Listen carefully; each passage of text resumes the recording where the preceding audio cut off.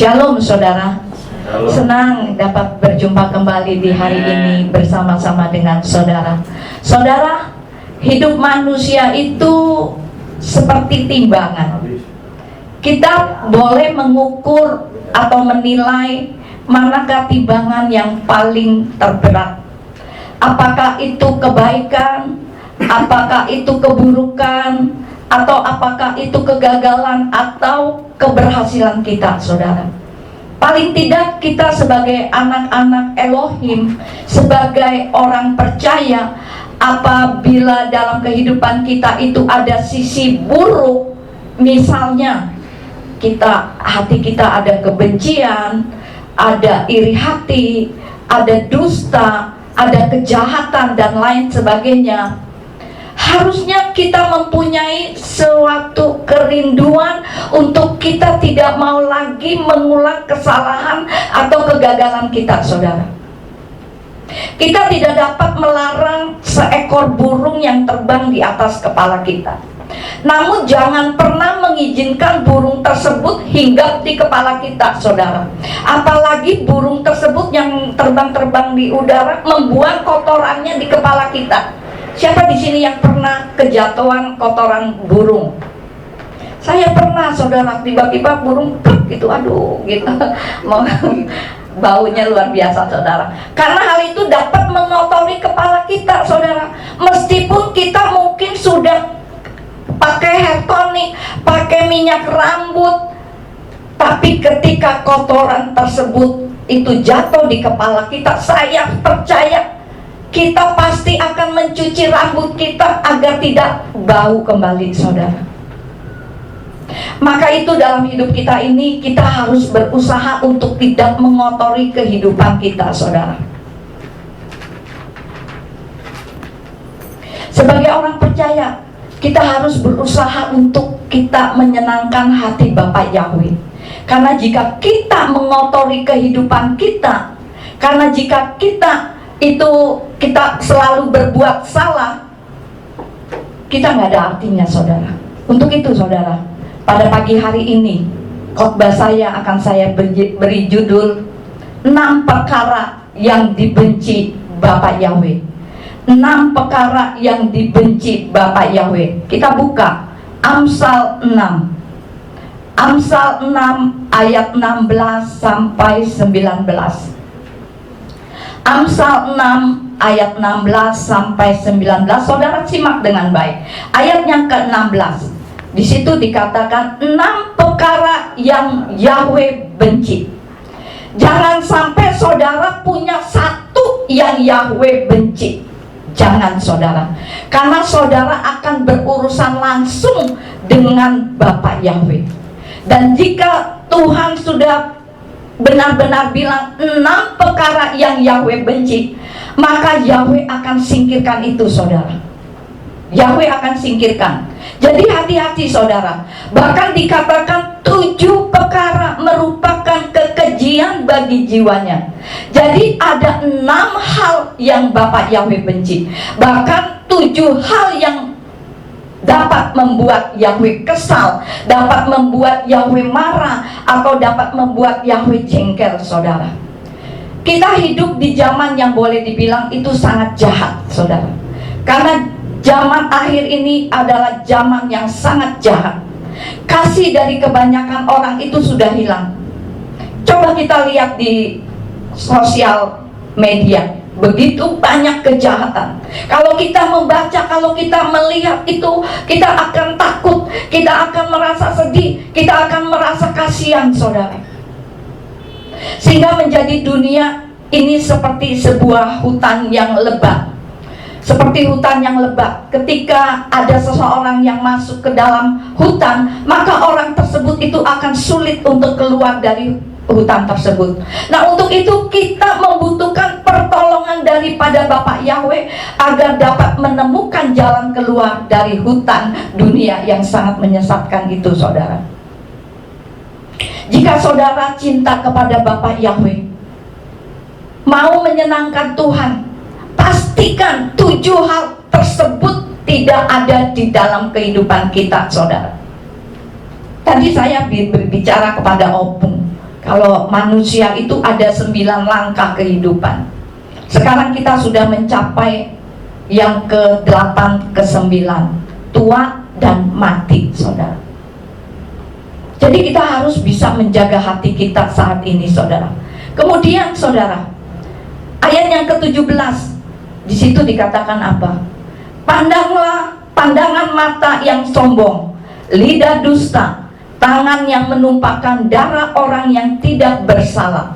Kemudian ayat yang ke-18, hati yang membuat rencana-rencana jahat, kaki yang bergegas lari menuju kesalahan, seorang saksi palsu yang menghembuskan kebohongan, dan orang-orang yang menimbulkan pertengkaran antara saudara.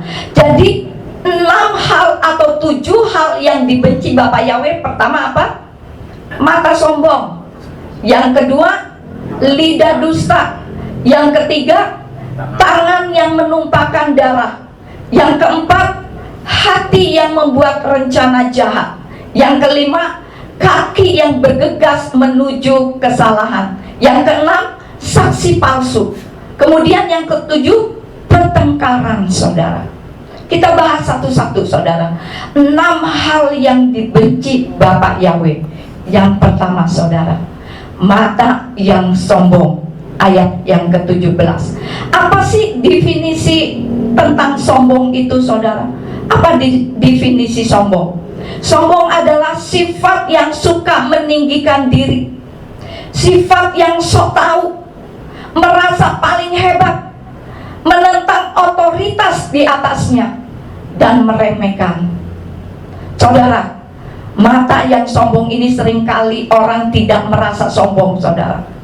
Tetapi ternyata tanpa saudara sadari, kita ini bisa sombong, saudara. Mata sombong ini akan selalu merendahkan orang. Mata sombong ini akan selalu memfitnah orang, selalu menggosip orang, saudara. Coba kita lihat yang A, saudara, menentang otoritas di atasnya, saudara. Contohnya apa? Siapa, saudara, yang melawan otoritas di atasnya? Lucifer, saudara. Lucifer ini siapa, saudara? Lucifer ini sebetulnya malaikat yang paling hebat, saudara. Malaikat yang paling dekat dengan Bapak Yahweh. Malaikatnya Bapak Yahweh. Tapi karena ia hebat, merasa dirinya paling hebat, dan tidak mau tunduk kepada Bapak Yahweh, maka dia jatuh. Kemudian Bapak Yahweh singkirkan di hadapan Bapak Yahweh dan dibuang ke bumi, saudara. Itu Lucifer, saudara. Karena apa, saudara? Karena kesombongan, saudara. Karena Lucifer ini sombong. Kenapa sombong, saudara? Karena ia mau naik ke tingkat yang lebih tinggi lagi, mau menyamakan Bapak Yahweh, saudara. Maka Bapak Yahweh marah. Kemudian Bapak Yahweh membuang Lucifer dari hadirat Bapak Yahweh, saudara. Lucifer ini namanya siapa sebenarnya, saudara? Hillel bin Sakar. Coba kita buka Yesaya 14. Yesaya 14 ayat 12 sampai 15. Yesaya 14 ayat 12 sampai 15, di situ dikatakan, betapa engkau telah jatuh dari sorga, hai Hillel bin Sakar. Engkau telah dihempaskan ke bumi, hai yang melemahkan bangsa-bangsa. Sebab engkau telah berkata dalam hatimu, aku akan naik ke langit, aku akan mendirikan takhtaku di atas bintang-bintang Elohim, dan aku akan duduk di bukit pertemuan di sebelah utara. Aku akan naik melebihi ketinggian awan-awan. Aku akan menyamai yang maha tinggi. Namun ke alam maut engkau akan turun ke dalam dasar lubang itu. Jadi saudaraku yang terkasih, jangan sampai kita ini seperti Lucifer yang kemudian mengalami kejatuhan karena kesombongan, saudara. Nah, saudaraku yang terkasih, kalau sampai Bapak Yahweh tega menghukum Lucifer, malaikat yang sangat dekat dengan Bapak Yahweh, Bapak Yahweh nggak menyayangkannya tuh, saudara. Begitupun dengan manusia, saudara. Apabila kita mulai merasa hebat, maka Bapak Yahweh pun tidak menyayangkan kita kalau kita ini sombong, saudara. Jadi hati-hati, saudara. Karena siapa yang meninggikan dirinya akan direndahkan, dan siapa yang merendahkan diri maka dia akan ditinggikan, saudara. Itu yang A, saudara. Sekarang yang B, apa itu sombong, saudara? Tinggi hati. Tinggi hati, saudara. Manusia itu rawan sekali dengan kesombongan. Tinggi hati nampak dari sikap yang tidak mau ditegur, gampang tersinggung, mudah marah. Ketika tersinggung sedikit, kemudian gue gak mau ke gereja, Priscilla. Marah dikit, gak mau ke gereja. Nah, sikap ini ungkapan dari pikiran, saudara. Maka itu Tuhan mengajarkan kepada kita untuk kita selalu dan mengelola pikiran kita, saudara. Coba kita buka Filipi 4. Filipi 4, coba ada yang bantu baca. Filipi 4 ayat yang ke-8. Filipi 4 ayat yang ke-8. Ada yang bisa bantu? Selebihnya, hai saudara-saudara, apa saja yang benar, apa saja yang mulia, apa saja yang adil, apa saja yang suci, apa saja yang menyenangkan, dan apa saja yang patut dipuji, sekiranya ada suatu kebajikan dan sekiranya ada suatu pujian, pikirkanlah hal-hal itu. Amin. Nah, saudara, sikap menjadi tidak terkendali akan menjadi, hati kita itu akan menjadi emosi, saudara. Sehingga tindakan kita itu bisa tidak menyenangkan orang lain, saudara. Mungkin kita tidak menyadari kalau kita ini seringkali menyakitkan teman-teman kita.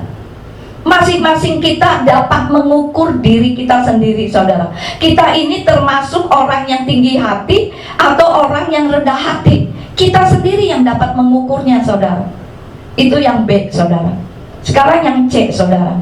Apa sih definisi sombong? Merasa paling benar. Merasa paling benar.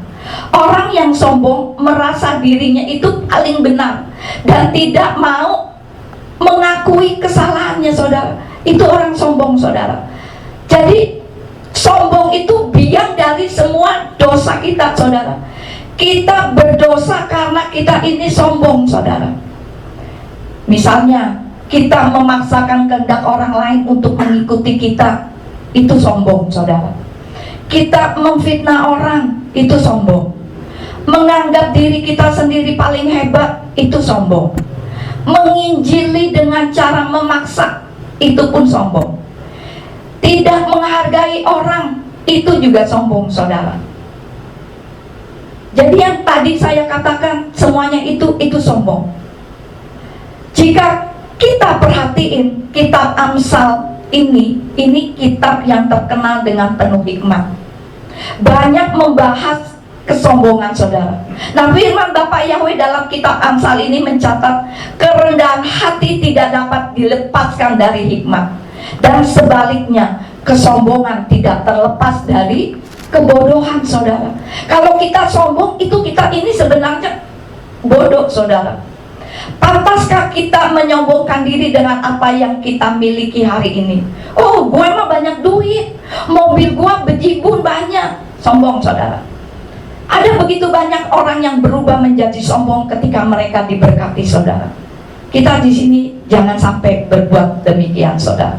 Pernah nggak, saudara, ketika misalnya saudara sedang mengendarai kendaraan, kemudian ada orang yang tiba-tiba turun karena mobilnya itu mungkin keserempet atau mungkin terselip gitu, kemudian orang turun dari mobil, kemudian orang itu memukul, misalnya sopir atau pengendara motor sambil berteriak, "Hei, lu tahu nggak, gue ini anak pejabat lo," gitu loh, saudara. "Gue ini orang kaya lo." Sering kan kita lihat di Facebook orang-orang yang ketika mengendarai kendaraan kemudian dengan seenaknya marah-marah kepada orang yang menyalipnya, saudara. Yang jadi pertanyaan, saudara, perlukah kita meneriakkan diri kita ini siapa? Mengancam orang lain dan menunjukkan siapa ini gue ini anak pejabat lo, gue ini orang kaya lo, gitu loh, saudara. Atau pernah nggak saudara menganggap diri kita ini, oh gue ini benar, sedangkan orang lain itu sebagai orang yang berdosa. Sering kan kita menganggap, dia itu orang yang berdosa loh, dia itu jangan diberi pelayanan loh. Sering kan kita seperti itu, saudara. Kita mungkin rajin ke gereja, saudara. Kita mungkin rajin baca kitab dan lain sebagainya. Dan ini membuat kita merasa lebih baik dibandingkan dengan orang-orang yang hidupnya penuh dengan hawa nafsu, saudara. Saudaraku yang terkasih, kita tidak boleh menganggap orang lain itu lebih berdosa daripada kita, saudara. Karena sesungguhnya semua kita ini adalah orang yang berdosa, saudara. Setiap kita ini membutuhkan kasih karunia daripada Bapa Yahweh, saudara. Amin, saudara. Bukankah Tuhan yang berkuasa dari siapapun juga? Kalau kita termasuk beruntung memiliki sesuatu lebih dari orang lain, perlukah kita merasa diri kita paling benar, saudara? Gak perlu, saudara. Itu yang C, saudara. Sekarang yang D, saudara. Apa itu definisi daripada sombong? Merasa paling hebat. Merasa paling hebat. Kisah tentang, saudara pernah dengar gak? Kisah tentang karamnya kapal Titanic, saudara. Sebuah kisah nyata yang kemudian diangkat di layar kaca. Karamnya kapal ini adalah sebuah contoh tentang kepercayaan yang terlalu berlebih-lebihan, saudara. Kapten kapal Titanic ini pernah berkata apa, saudara? Tuhan sendiri tidak dapat menenggelamkan kapal ini. Dengan pengalaman aku lebih dari 40 tahun, tidak ada satupun pelayaran di bawah kendali saya yang pernah gagal. Di tengah keadaan laut yang menggila sekalipun tidak akan menenggelamkan kapal ini. Nah, kita tahu apa yang terjadi, saudara. Kapal Titanic tersebut tiba-tiba menghantam karang es dan akhirnya apa? Tenggelam, saudara. Itu sebuah kesombongan, sebuah kepercayaan yang terlalu berlebih-lebihan, melebihi kuasa daripada Bapak Yahweh. Coba kita baca Amsal 27. Amsal 27 ayat yang pertama. Di situ dikatakan apa? Jangan menyombongkan diri atas hari esok, sebab engkau tidak mengetahui apa yang akan suatu hari bawakan. Kita tidak pernah tahu apa yang akan terjadi di masa depan. Hari esok aja kita nggak tahu. Karena itu kita jangan sombong, saudara. Karena akibat kesombongan selalu membawa kehancuran, saudara. Orang yang sombong akan dapat kehancuran, saudara. Itu yang D. Sekarang yang E apa, saudara? Apa itu definisi dari kesombongan? Menganggap rendah orang lain, meremehkan orang lain. Contoh, saudara, Yisrael ditinggalkan oleh Bapak Yahweh. Coba kita buka Ulangan 1. Ulangan 1 ayat 41 sampai 45. Ulangan 1 ayat 41 sampai 45. Kita baca silih berganti. Saya dari 41. Namun kamu menjawab dan berkata kepadaku, kami telah berdosa kepada Yahweh. Kami akan naik dan berperang menurut segala yang telah Yahweh Elohim kami perintahkan kepada kami. Dan kamu menyandang segala perannya masing-masing. Dan kamu menganggap ringan untuk naik ke daerah pegunungan. Namun Yahweh berfirman kepadaku, katakanlah kepada mereka, janganlah kamu naik dan jangan berperang, karena aku tidak ada di tengah-tengahmu. Nanti kamu akan memikul kalah di hadapan musuh. Dan aku berbicara kepadamu, tetapi kamu tidak mendengar, dan memberontak melawan firman Yahweh, dan berlaku sombong dan naik ke pegunungan itu. Dan orang Amori yang tinggal di pegunungan itu keluar menghadap kamu, dan mereka menjadikan kamu seperti lebah dan mengalahkan kamu di sisi sampai bawah. Lalu kamu kembali dan menangis di hadapan Yahweh. Tetapi Yahweh tidak mendengarkan suaramu ataupun memberi telinganya kepadamu. Ini Akibat Israel yang selalu memberontak dan tidak mau dengar-dengaran akan Bapak Yahweh, maka akibatnya Bapak Yahweh tidak menghiraukan mereka dan Israel ditinggalkan oleh Bapak Yahweh, saudara. Kita jangan seperti itu. Kita jangan sampai ditinggalkan oleh Bapak Yahweh, saudara. Kemudian contoh lain, Simson juga tidak mau mendengarkan perintah daripada Bapak Yahweh, maka Simson juga ditinggalkan oleh Bapak Yahweh, saudara. Kita buka coba Hakim-Hakim 16, Hakim-Hakim 16 ayat yang ke-20. Hakim-Hakim 16 ayat yang ke-20, di situ dikatakan, lalu berserulah dia, orang Filistin menganggap engkau Simson, maka terjagalah dia dari tidurnya dan berkata, aku akan bebas dan akan meronta lepas seperti yang sudah-sudah. Namun dia tidak tahu, perhatikan saudara, namun dia tidak tahu bahwa Bapak Yahweh telah meninggalkannya, saudara. Bagaimana dengan kita, saudara? Apakah kita mengenal Elohim yang kita sembah? Apakah kita mengetahui bahwa kehidupan kita ini sesuai dengan kehendak Bapak Yahweh? Apakah kita mengetahui bahwa kita ini adalah umat-umat Tuhan yang taat? Menjadi berbahaya sekali jika kita tidak mengetahui hal-hal yang demikian, saudara. Kita bisa seperti Simson yang ketika ditinggalkan Bapak Yahweh, kita nggak tahu, saudara. Ketika Bapak Yahweh meninggalkan kita, kita ternyata nggak tahu, saudara. Bahaya sekali, saudara. Kalau kita belum sungguh-sungguh beriman dan taat kepada Bapak Yahweh, biarlah firman yang saudara dengar pada pagi hari ini bisa mendorong saudara untuk saudara percaya, untuk saudara taat setia kepada Tuhan, tidak kompromi kepada dosa, saudara. Tidak kompromi kepada dosa. Saudaraku yang terkasih, mata sombong itu dosa pertama yang dilakukan oleh manusia kepada Tuhan, saudara.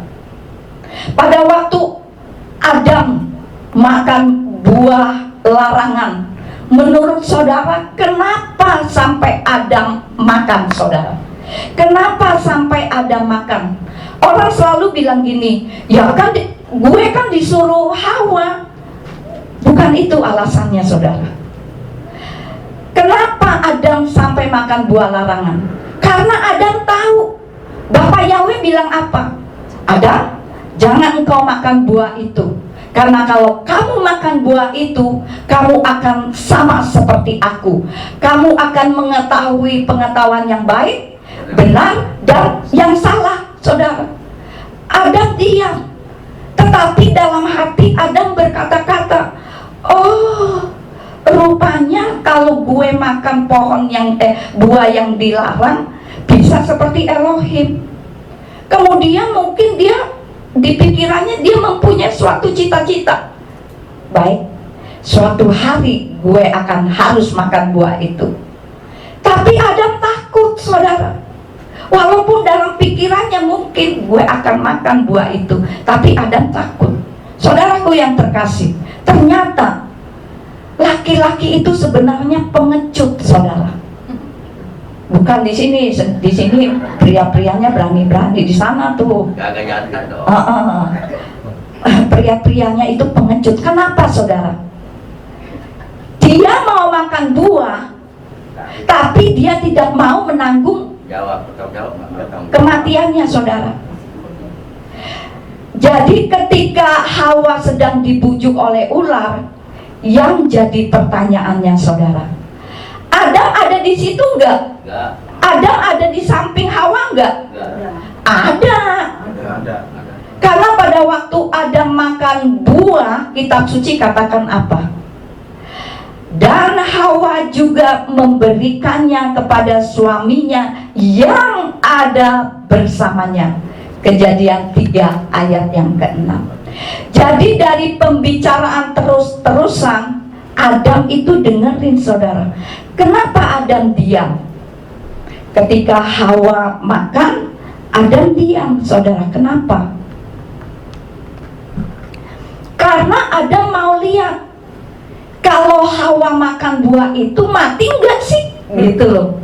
Mau membuktikannya. Kalau Hawa makan buah itu ternyata Hawa mati, ya gue nggak akan makan buah itu. Jadi laki-laki itu tadi saya katakan apa? Pengecut. Hawa dikorbankan oleh Adam suaminya. Licik itu. Adam sengaja korbankan Hawa. Waktu lihat Hawa nggak mati, baru Adam ambil buah yang ditawarkan Hawa itu lalu memakannya. Maka Bapak Yahweh tidak menegur Hawa. Tuhan tidak tanya, Hawa kenapa kamu makan buah ini? Enggak, kitab suci nggak mencatat Bapak Yahweh menegur Hawa. Tapi Bapak Yahweh datang sama Adam. Adam, kenapa kamu makan buah ini? Kenapa Tuhan langsung tegur Adam, saudara? Karena Bapak Yahweh tahu kalau Adam itu salah, saudara. Kenapa kamu diam ketika Hawa lagi makan buah? Kan kamu udah gue kasih tahu. Kenapa kamu tidak tegur Hawa? Saudaraku yang terkasih, itulah kesombongan yang tidak kelihatan, saudara. Makanya Tuhan benci dengan mata yang sombong, saudara.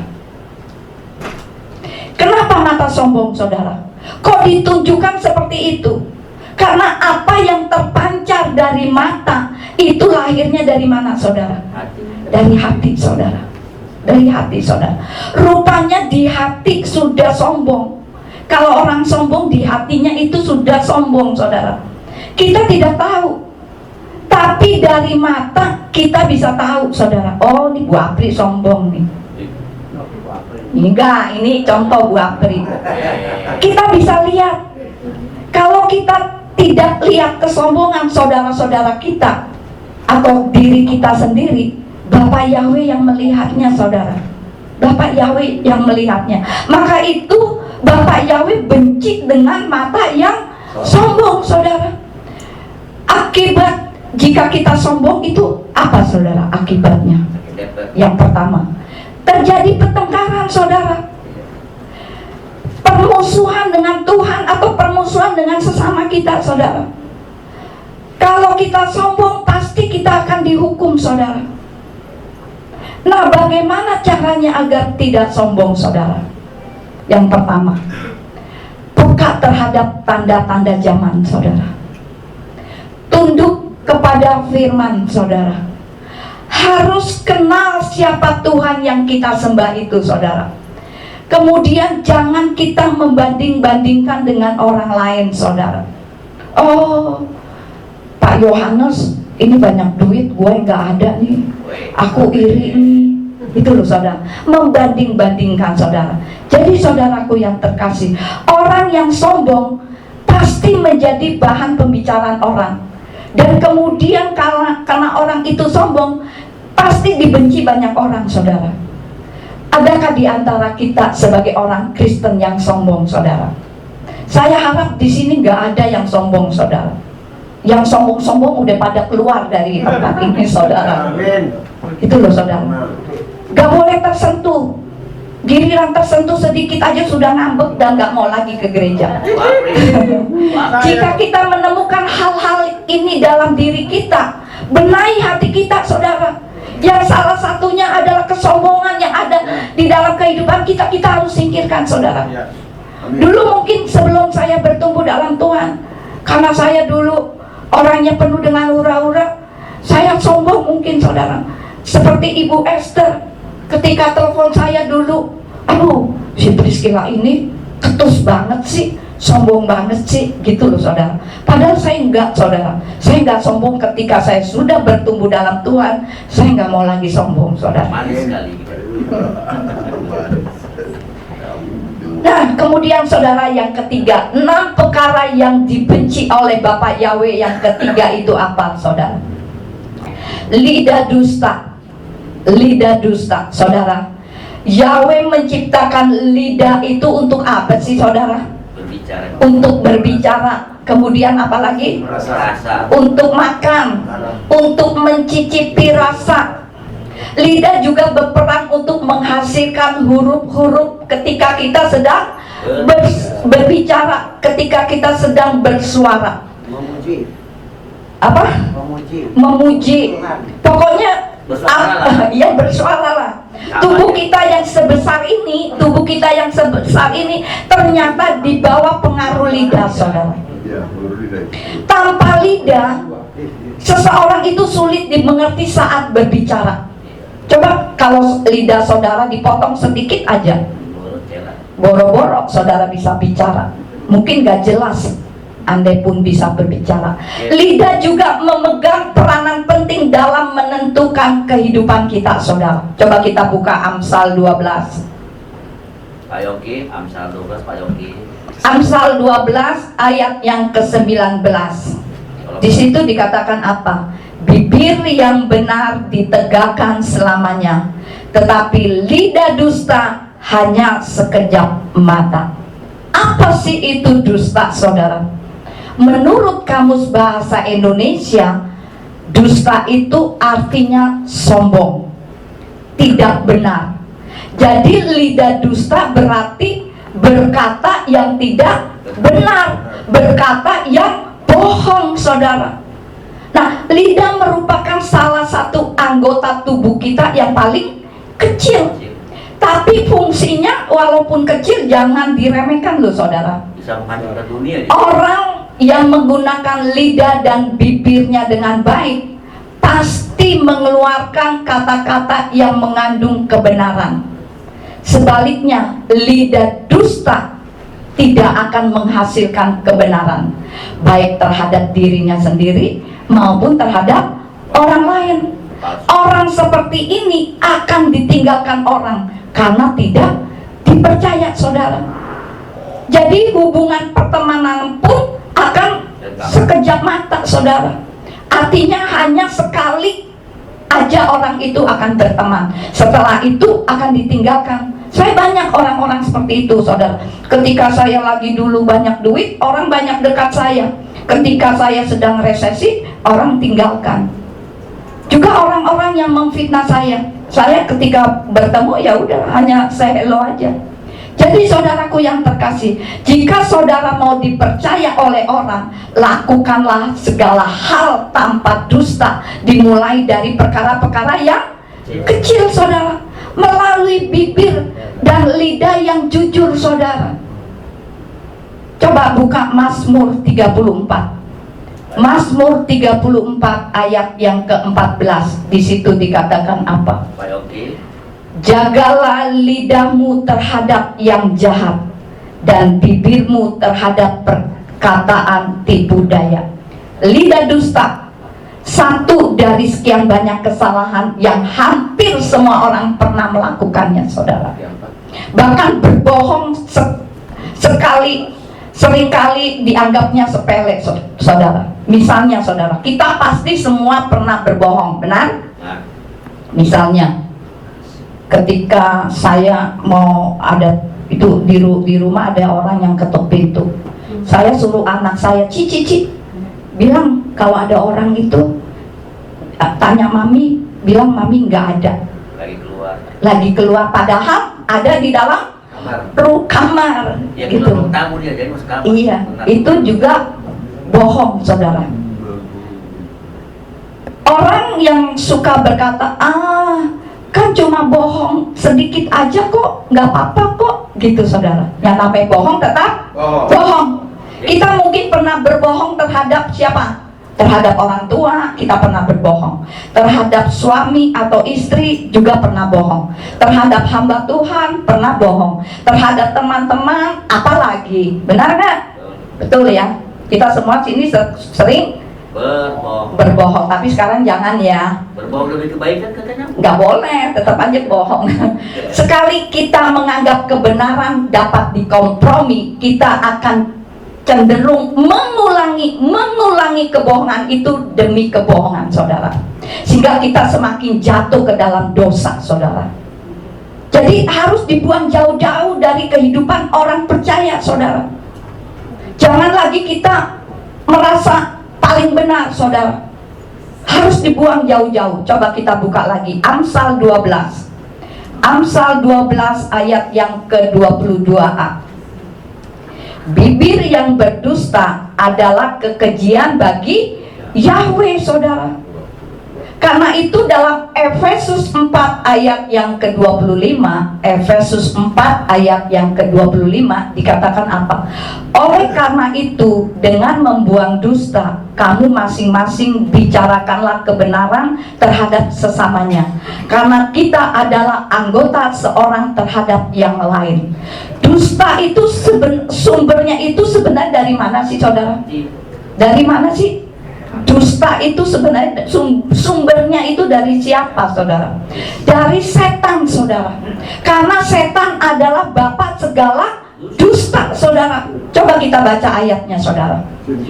Yohanes 8. Yohanes 8 ayat 44. Pintar Bapak.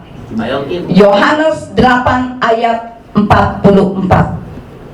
Di situ dikatakan, kamu berasal dari bapakmu si setan, dan kamu ingin melakukan hasrat-hasrat bapakmu. Ia adalah pembunuh manusia sejak semula, dan dia tidak berdiri dalam kebenaran, karena kebenaran tidak ada di dalam ia. Tak kalah seseorang berkata dusta, dia berkata dari dirinya sendiri, karena dia dan bapaknya adalah pendusta. Maka jika ada orang yang suka bohong, suka dusta, siapa bapaknya? Setan, saudara. Setan. Baiknya jangan ngomong iblis, lebih bagus setan. Karena katanya tuh iblis dari bahasa sono tuh, bahasa mana? Bahasa Arab. Bila saudara tidak mau disebut sebagai anak setan, maka kita harus berhenti berbohong, saudara. Amin, saudara. Amin. Sebagai orang percaya, kita harus menjaga lidah kita dari ucapan-ucapan yang menipu, saudara. Karena bukan hanya menjadi batu sandungan, tetapi juga kita orang-orang percaya ketika kita selalu berbohong, kita ini sedang mempermalukan Bapak Yahweh, saudara. Jangan, saudara. Lebih-lebih jika kebiasaan berbohong dilakukan oleh orang-orang yang sudah terlibat di dalam pelayanan, saudara. Apa kata dunia? Oh, si itu tuh padahal udah pelayanan tuh, si itu tuh padahal sudah berkhotbah tuh. Kok seperti itu sih? Gitu loh, saudara. Jadi hati-hati, saudara. Karena kita ini adalah apa sih? Firman yang berjalan, saudara. Firman yang kelihatan, saudara. Sekarang, saudara, yang ketiga. Tadi yang kedua, sekarang yang ketiga. 6 hal yang dibenci oleh Yahweh. Yang ketiga, tangan yang menumpahkan darah, saudara. Tangan yang menumpahkan darah, saudara. Prinsip yang terkandung di dalamnya bukan hanya sekedar menumpahkan darah secara fisik. Tadi sebelum sebelum ibadah dimulai ngomong sama siapa ya? Sama Sinda kayaknya. Kita tangan yang menumpahkan darah bukan berarti kita harus secara fisik misalnya membunuh, bukan itu, saudara. Tetapi sesuatu yang dilakukan yang menghancurkan orang yang tidak bersalah lewat ucapan atau tindakan atau fitnah dan sikap semena-mena kita, saudara. Merusak karakter seseorang itu juga nggak boleh, saudara. Mengapa sampai tangan menumpahkan darah orang yang tidak bersalah, saudara? Kenapa sampai ada hal seperti ini, saudara? Yang pertama, saudara, karena iri, saudara. Karena iri. Coba kita buka Kejadian 4. Kejadian 4 ayat 4 sampai 5. Coba bantu baca. Kejadian 4 ayat 4 sampai 5. Dan Habel, ia sendiri juga yang membawa dari yang sulung kawanan dombanya dan dari yang tambun-tambun, dan Yahweh berkenan kepada Habel dan pada persembahannya. Kelima, Dan kepada Kain dan pada persembahannya dia tidak berkenan. Dan Kain menjadi sangat gusar dan wajahnya menjadi muram. nah tuh, saudara, saat persembahan Kain tidak berkenan, lalu hati Kain menjadi panas, saudara. Ya. Karena iri hati, maka Kain mempunyai rencana untuk membunuh Adiknya saudara. Baca lagi ayat yang ke-8 coba. Dan Kain bercakap-cakap dengan Habel adiknya. Dan terjadilah ketika mereka sedang berada di ladang, maka Kain bangkit melawan Habel dan adiknya lalu membunuhnya. Nah tuh saudara, saudaraku yang terkasih, dari keluarga Adam dan Hawa lahir seorang pembunuh manusia pertama di dunia bernama Kain, saudara.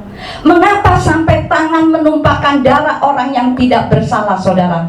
Yang kedua, saudara, karena menginginkan sesuatu, saudara. Karena menginginkan sesuatu. Coba buka 2 Samuel 11. 2 Samuel 11. Bantu baca lagi. 2 Samuel 11 ayat 14 sampai 15. Dan pada pagi harinya Daud menulis pucuk surat kepada Yoab, lalu mengirimkannya dengan perantara Uria. Dan dia menulis pada surat yang mengatakan, tempatkanlah Uria di depan pertempuran yang paling hebat, dan jauhlah darinya supaya dia terpukul kalah dan mati. Nah tuh saudara, contohnya Daud. Ketika Daud sedang pada puncak karirnya sebagai raja, sebagai panglima perang, saat dia jalan-jalan di balkon istananya, dia melihat seorang wanita yang sedang mandi. Lalu dia membuat sebuah keputusan buruk di dalam kehidupannya. Kemudian dia selingkuh dengan Batsheba, dan kemudian Batsheba itu hamil, saudara. Singkat cerita, saudara, Daud kemudian membuat skenario untuk membunuh suaminya Batsheba, yaitu Uria, yang adalah panglimanya Daud sendiri, saudara. Saudaraku yang terkasih, dari dua tokoh kitab suci ini, Kain dan Daud, mereka telah menumpahkan darah orang yang tidak bersalah, saudara. Ini adalah salah satu dari 6 hal yang Yahweh benci, saudara. Itu yang ketiga, saudara. Sekarang yang keempat, 6 perkara yang dibenci oleh Bapak Yahweh. Hati yang membuat rencana-rencana yang jahat. Kejahatan ini dilakukan bukan kebetulan atau karena keadaan mendesak, tetapi sungguh-sungguh direncanakan secara sengaja dan secara matang, saudara. Contoh, saudara, Yudas Iskariot. Kita buka Matius 27. Kita banyak buka ayat, saudara. Matius 27 ayat yang keempat. Di situ dikatakan apa? Seraya berkata, aku telah berdosa karena mengkhianati darah yang tidak berdosa. Kenapa sampai Yudas itu menjual Yesua gurunya? Karena apa, saudara? Karena ketamakannya, saudara. Karena Yudas Iskariot ini cinta dengan uang, saudara. Saudara, sebelum Yesua memilih muridnya, ternyata Yesua itu sebelum memilih murid-muridnya, Yesua itu berdoa terlebih dahulu loh, saudara. Karena Tuhan mau memilih sebuah keputusan yang penting, saudara. Nanti saudara baca sendiri di rumah, Lukas 6 ayat 12 sampai ke 16. Ketika Tuhan Yesua memilih murid-muridnya, Yesua berdoa terlebih dahulu. Nah, siapa Yudas Iskariot ini, saudara? Yudas Iskariot adalah seorang rasul pilihan Tuhan dengan jabatan bendahara, saudara. Ternyata dia mengatur rencana jahat untuk menjual Yesua. Yang jadi pertanyaannya, saudara, apakah Yesua dalam hal ini tidak tahu bahwa dia akan dikhianati oleh Yudas Iskariot? Tahu, saudara. Jika tahu, kenapa Yesua itu masih memilih Yudas sebagai muridnya dan jabatannya penting lagi sebagai bendahara? Kenapa, saudara? Apalagi saat memilih murid-muridnya, Yesua itu berdoa semalam-malaman loh, saudara. Artinya apa, saudara? Artinya walaupun Yudas Iskariot orang berdosa, Bapak Yahweh Tuhan Yesua tetap memakai Yudas Iskariot. Tuhan Yesua tetap memilih Yudas Iskariot. Jadi Yesua memilih Yudas Iskariot tidak dengan sebuah kesalahan, saudara. Perhatikan itu, saudara. Karena Tuhan ingin Yudas bisa menguasai kelemahannya, saudara. Makanya Tuhan Yesus taruh Yudas Iskariot di posisi yang terpenting, yaitu sebagai bendahara, saudara. Sebagai orang percaya, kita jangan pernah menuding orang, saudara. Saya tidak pernah menuding orang, saudara. Si itu, si A, orang berdosa, jangan pernah melayani di sini. Buktinya Tuhan Yesus memilih muridnya dan ditaruh di jabatan yang terpenting, saudara. Jadi kita jangan menuding orang. Banyak orang yang katakan jangan pakai si A, nanti hadirat Tuhannya itu nggak ada. Jangan, saudara. Yesus saja masih pakai Yudas Iskariot, walaupun Tuhan tahu Yudas Iskariot itu berkompromi dengan namanya dosa, saudara. Jika soal hadirat Tuhan itu ada atau tidaknya, tergantung diri kita masing-masing, saudara. Apakah saudara sungguh-sungguh di dalam memuji? Apakah saudara sungguh-sungguh di dalam penyembahan kepada Tuhan? Apakah saudara sungguh-sungguh beribadah kepada Tuhan? Maka saudara yang bisa merasakan hadirat Tuhan itu ada atau tidak. Bukannya karena ada orang berdosa di depan mimbar ini. Bukan itu, saudara. Buktinya banyak orang yang berdosa, hamba-hamba Tuhan yang berdosa, yang tetap Tuhan memberi mujizat kepada orang tersebut, saudara. Jadi saya katakan di sini, saudara, jangan kita sebagai anak-anak Tuhan bisanya menuding orang, saudara. Jangan, saudara. Tuhan memberi kesempatan untuk Yudas memperbaiki karakternya, tapi Yudas tidak ambil kesempatan itu. Yudas menyesal, saudara, tetapi bukan bertobat, saudara. Menyesal tapi tidak bertobat. Itu yang keempat, saudara. Sekarang yang kelima, saudara. 6 perkara yang dibenci oleh Bapak Yahweh. Kaki yang bergegas lari menuju kesalahan. Walaupun yang dilakukannya jelas-jelas salah, masih dilakukannya juga. Apa itu, saudara, contohnya? Korupsi. Kenapa sampai orang melakukan korupsi, saudara? Karena uang, karena tamak, saudara. Sejak zaman dulu uang itu sudah menjadi orang kedua, Tuhan kedua bagi orang-orang besar manusia, saudara. 1 Timotius 6 ayat 10a dikatakan apa? Sebab akar segala kejahatan adalah cinta uang, saudara.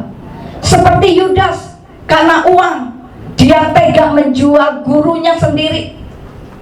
Untuk itu, saudara, firman Tuhan mengingatkan kita untuk tidak menaruh respek kepada kejahatan yang dibenci oleh Bapak Yahweh. Harus ingat itu, saudara. Itu yang kelima. Sekarang yang keenam, saudara. 6 perkara yang dibenci oleh Bapak Yahweh.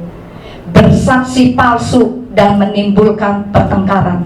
Saudaraku yang terkasih, bersaksi palsu di sini memutarbalikkan kebenaran, saudara. Memutarbalikan, misalnya ada orang yang bersaksi di pengadilan, bersaksinya salah sehingga orang yang benar divonis menjadi bersalah. Perkataan dusta juga menyebabkan orang-orang bisa bertengkar, saudara. Suka fitnah, bocor mulut sehingga menimbulkan permusuhan dengan sesama teman, saudara. Saudaraku yang terkasih, penulis kitab Amsal ini memberi rambu-rambu untuk bertobat, saudara. Kitab Amsal ini kalau saudara baca, itu bagus banget, saudara. Pada Amsal 6 ayat yang ke-16 dikatakan apa? 6 perkara yang dibenci Yahweh. Bahkan dikatakan 7 perkara merupakan kekejian bagi jiwanya. Ada yang menarik dalam ungkapan ini, saudara, yaitu 6 perkara jahat yang dibenci Yahweh. Artinya apa, saudara? 6 perkara yang dibenci Yahweh. Artinya apa? Tidak disukai oleh Bapak Yahweh, saudara. Oleh sebab itu selalu diperingatkan. Tapi kalau sudah menjadi 7 perkara, artinya sudah keterlaluan, saudara. Sudah kebangetan, saudara, dan tidak mau bertobat, maka itu menjadi kekejian bagi hati Yahweh. Artinya Bapak Yahweh pasti akan menghukumnya, saudara. Jadi ada peningkatan dari angka 6 kepada angka 7, saudara. Ada peningkatan dalam melakukan kejahatan, saudara. Respon Tuhan juga ada peningkatan, saudara, yaitu dari tidak menyukai menjadi kekejian bagi Yahweh, saudara. Saudaraku yang terkasih, mungkin kita pernah melakukan kesalahan dengan melakukan salah satu dari 6 perkara yang dibenci Yahweh, sehingga kita mendukakan Bapak Yahweh. Hari ini, saudara, belum terlambat. Mari kita bertobat, memohon pengampunan dari Tuhan, dan mengakui kesalahan-kesalahan. Kita kembali ke jalan Tuhan. Kita menjadi anak-anak Tuhan yang mentaati perintah-perintah Tuhan. Amin, saudara. Amin. Sekian firman Tuhan.